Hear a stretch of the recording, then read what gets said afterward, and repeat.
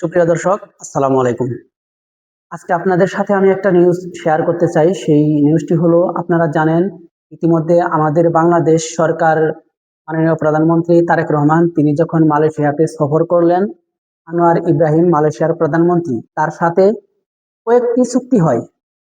সেটির মধ্যে উল্লেখযোগ্য বিষয়টি হলো, আমাদের বাংলাদেশ থেকে মালয়েশিয়ার প্রধানমন্ত্রী আনোয়ার ইব্রাহিম তিনি কর্মী নিতে ইচ্ছুক জানিয়েছেন। তিনি জানিয়েছেন বাংলাদেশ থেকে আপাতত ৩টি খাতে তারা লোক নিতে ইচ্ছুক।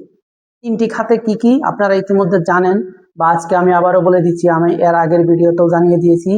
৩টি খাতে লোক নেবে, সেটি হলো, ১ নাম্বার হলো বিল্ডিং কনস্ট্রাকশন কাজে লোক নেবে মালয়েশিয়া, এবং ২ নাম্বার হলো এগ্রিকালচার খাতে তারা কিন্তু লোক নেবে। ৩ নাম্বার হলো ফ্যাক্টরি কাজে তারা লোক নিবে, ফ্যাক্টরির বিষয় তারা কিন্তু লোক নিবে আমাদের বাংলাদেশ থেকে। তো এখন মূল আলোচনায় আসি।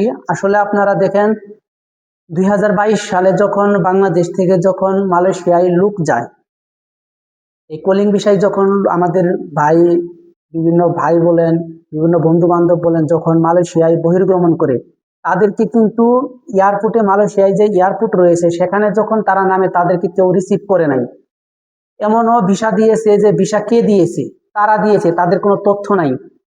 তো এই যে বিভিন্ন হয়রানির ভিতরে তারা যে 4 থেকে 5 লাখ বা 6 লাখ টাকা খরচ করে মালয়েশিয়ায় যাওয়ার পরে আবার যখন তাদেরকে রিটার্ন আসতে হয়, এই দুর্ভোগ যেন না হয়, এই সমস্যার সম্মুখীন যাতে করে বাংলাদেশি ভাইদের না হয়, এর পরিপ্রেক্ষিতে কিন্তু এখন বাংলাদেশ সরকার যেই বিষয়টি সামনে এনেছে, সেটা হলো বাংলাদেশ সরকার মাননীয় প্রধানমন্ত্রী তারেক রহমান তিনি একটি কমিটি গঠন করেছে যে ২০২২ সালে কেন মালয়েশিয়া থেকে কর্মী ফেরত আসলো, কেন তারা কোম্পানি খুঁজে পেল না, এই বিষয়টা যখন তারা তদন্ত কমিটি গঠন করলো, সেখান থেকে কিন্তু চাঞ্চল্যকর একটি তথ্য উঠে এসছে।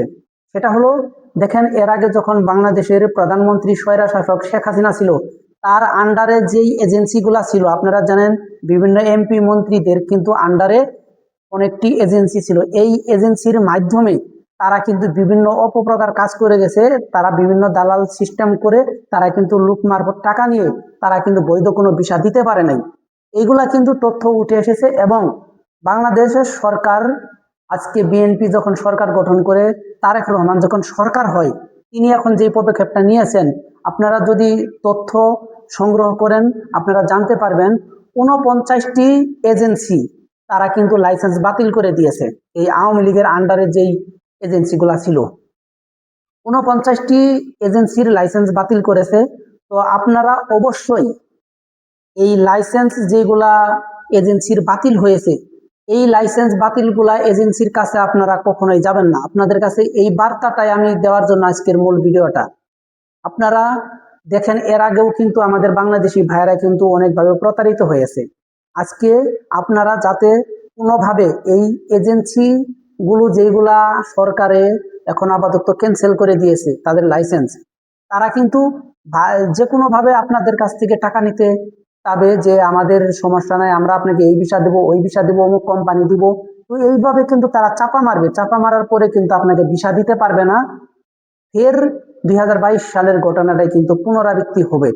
তাই আপনাদের কাছে আমার একটা অনুরোধ থাকবে, আপনারা যেন এই বাংলাদেশ সরকার মাননীয় প্রধানমন্ত্রী তারেক রহমান আসার পরে এখন যেই সিস্টেমগুলো চালু করেছে, তিনি যেটা এখন বর্তমানে যেই ঘোষণাটি দিয়েছে যে আমরা বৈধভাবে মালয়েশিয়ায় কলিং ভিসায় আমাদের কর্মীকে বা আমাদের বাংলাদেশি লোক আমরা পাঠাবো। তো তাহলে কিভাবে আপনারা যাবেন? দেখেন, আপনারা যেই এজেন্সির মাধ্যমে যাবেন সেই এজেন্সিটাকে আগে তথ্য ঘাটাঘাটি করবেন, সেই এজেন্সিটা বাংলাদেশের সরকারের কোনো লাইসেন্স আছে কিনা, অনুমতি আছে কিনা সরকারের, এগুলো আপনারা অবশ্যই দেখবেন। তাছাড়া কিন্তু আপনারা কিন্তু প্রতারিত হবেন। এই যে দেখেন, আমরা বাংলাদেশ থেকে যারা বিদেশে আসি তারা অনেকেই কিন্তু ঋণগ্রস্ত হয়ে আমরা তারপরে আসি। কারো 3 লাখ 4 লাখ টাকা ঋণ নিয়ে, দেনা নিয়ে তারপরে কিন্তু আমাদের বিদেশে আসতে হয়।